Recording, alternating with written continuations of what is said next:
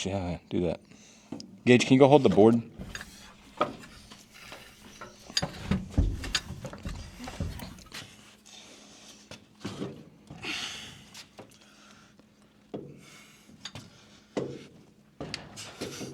Well, you have to rotate the clutch set. Yeah, okay. Well, it's not as simple. It'd be easier if it was on mounted to the tractor, because then you could turn it and do whatever you wanted. I think we're good. Slide her in. Boy, it's a heavy. Wait a minute, this is the same guy that was like, no, it's not that heavy. Well, I'm working with way less space right now, ain't I? There we go. Keep wiggling her. You're almost. There you go. Well, yes and no. We got to line up these tubes. Are the tubes over there? Yes. Remember those holes that we blew air into? Mm-hmm. That's what we need. Is that right here? Well, Where they need to be? they got to be this way. Or, sorry, that way. He's spinning. If you wiggle on this, Gage should be able to spin that. Too far? Right. That is too far. So those tubes, so these ones go to that side. They go to this valve body. See these holes right here? That's where these are going to line up. There's tubes that come in from the outside. Okay. This side has the same thing, but just that one tube. All right. I had to get a young man to help me because I had carpal tunnel surgery on both of my hands, so I can't lift this much weight. I would guess that this weighs about 100 pounds, like the whole thing combined. You agree, Bo? Probably more? Okay. It might be. I'm not good at guessing weight, but the moral of the story here is that once you get this back in, so we have one fitting right here for a tube, right? And then we have the other 3 on that side, which I'll show you on the other camera. Well, the 3 on that side line up to the 3 holes in the casing right here, 1, 2, and 3. And then this hole right here is where that tube is going to line up and go back into this whole mechanism. That is how all of the hydraulic pressure gets to all these clutches, and it's also how it drains them and everything else. I don't know all the ins and outs of how it works, but there's a lot of seals in there to make sure that all the fluid goes to the appropriate place. And if they are leaking, so like ours was obviously a bad seal. If it's leaking, it won't work. It won't engage that clutch range, and it can easily cause a lot of damage to them if you run it like that. The other thing to watch when you're putting this in here, so this right here can still fall out, because when these clutches, when there's no hydraulic pressure applied to them, they spin freely and nothing happens to them. So with all that said, if you lean this down too far, those will fall back out. I think it's far easier to put them in and then line them up on this shaft in here as we're putting it back in. See how it's staged? I say staged, but see how it's got multiple stages of splines? So you have right here the smaller stage, and then you have a bigger stage, and then you have the biggest stage. All right, so when you look in there, see how it's the exact same situation, just in reverse. But that also means that you have 3 sets of splines on the same shaft that have to be lined up on 3 different things. So it's going to be a little bit more difficult than just sliding it back together like you're putting a clutch in. All right, Carl, you got one job. You know what it is? Watch that. Get it lined up. Is that going to be too hard for you?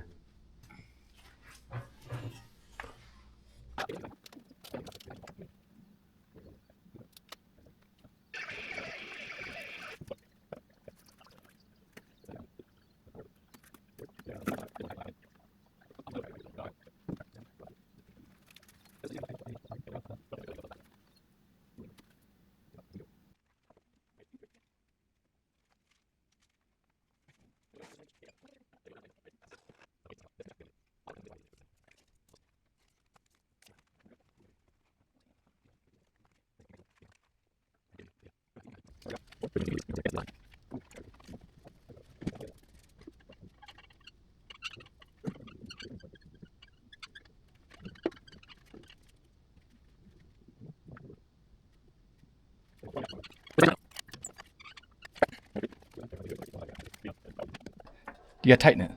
It's tightened. Okay. Go up just a little bit. Whoop, stop. Gage, turn me. Hold what you got, Bo. Slowly turn me, Gage.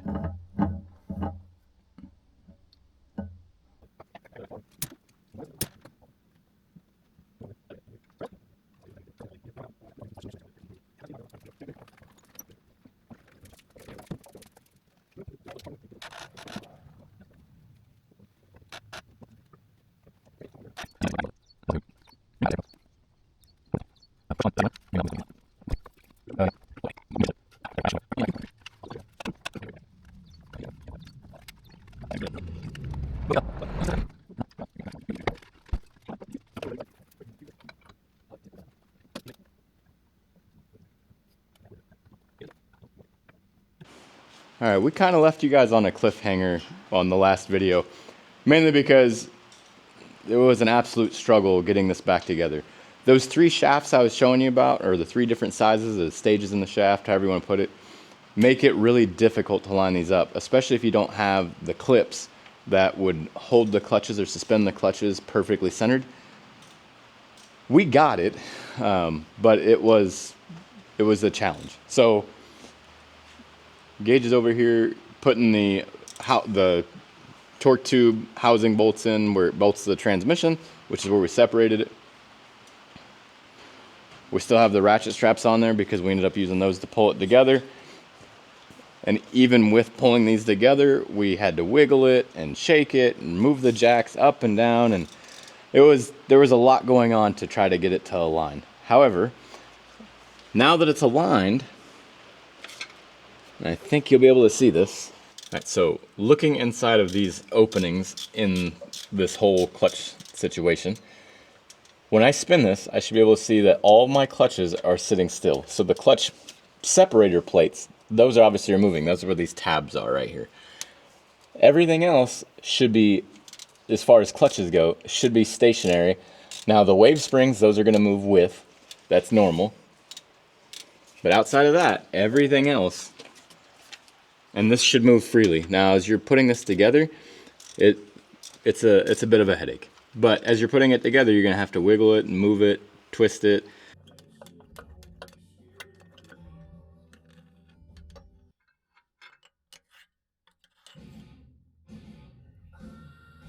Now as you're putting these together, like I said, I can't, it is a headache.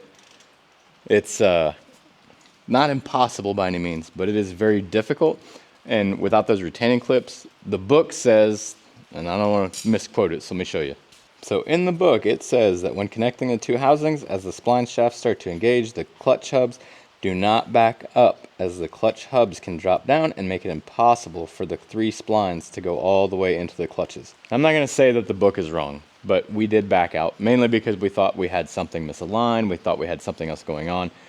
And so we backed it out and ended up going back together without, well, I say without issues, as easy as it's going to be without those retainer clips that it's talking about. Those retainer clips are what hold the basically the clutch hubs. They suspends them and is supposed to make them perfect.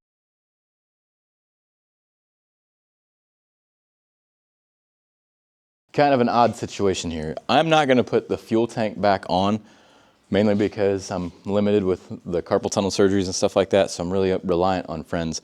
The other thing is that if I do have a problem, it's far easier to see without this fuel tank on. What we're gonna do is we're gonna start this tractor. We've already filled it with fluids. We have basically done everything to make it safe to start.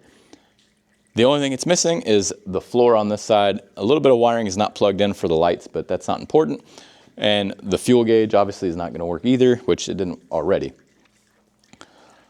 We have our cherry flavored fuel here.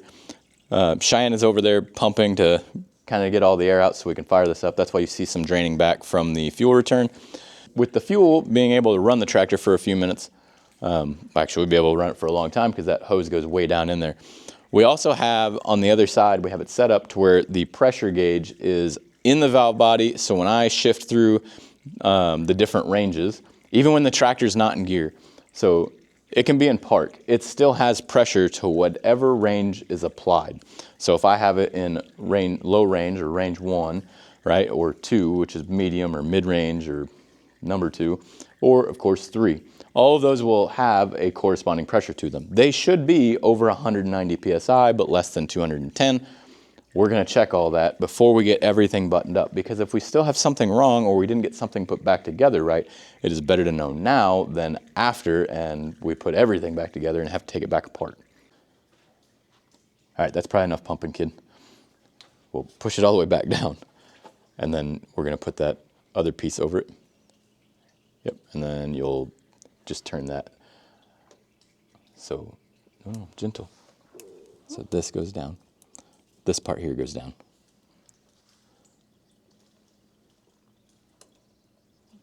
Now, once you do that, now turn this and it'll tighten against it. Makes it to where it can't move around and pump up and down and stuff like that.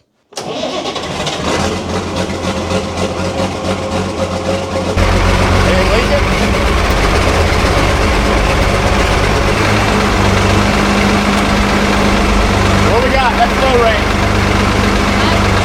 That's low range. What do we got? All right. How about now? Okay, and now? Okay.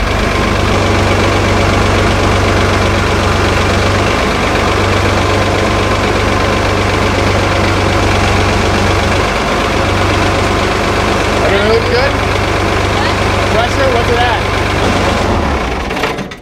We ain't got any steering, but that's probably because we're going to have to bleed that. There was no leaks.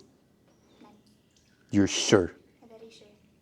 Pretty sure I hear the fuel over there, though. It's not leaking. It's going right back into the container, just like your daddy planned. You know why? Do you know why? Why? Because your daddy's a genius. And thankfully, God loves him and didn't make him have to split the tractor again or something. So admit it. It was kind of fun to bring something that was old back to life, wasn't it? Still better if I could bring Grandpa back to life, but okay. I agree, kid. I agree. Outside of that, splitting this tractor is not a, it's not a really typical, it's not a difficult task. It isn't. Cumbersome, yes. A little time consuming, sure. Especially if you're doing like we are, where we have jacks. Well, I don't have the jack under there anymore. And then also some homemade splitting stands. If you had the rails that make everything slide back and forth easily and keep everything perfectly aligned, it'd be way easier. Putting it back together, by far way harder than anything else in this. And that actually took us probably the longest out of this whole process. It took me roughly about 4 hours to get it back together.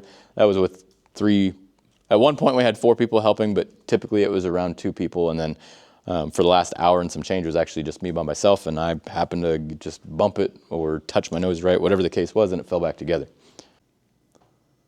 And just like that, the tractor's together, running, and moving under its own power.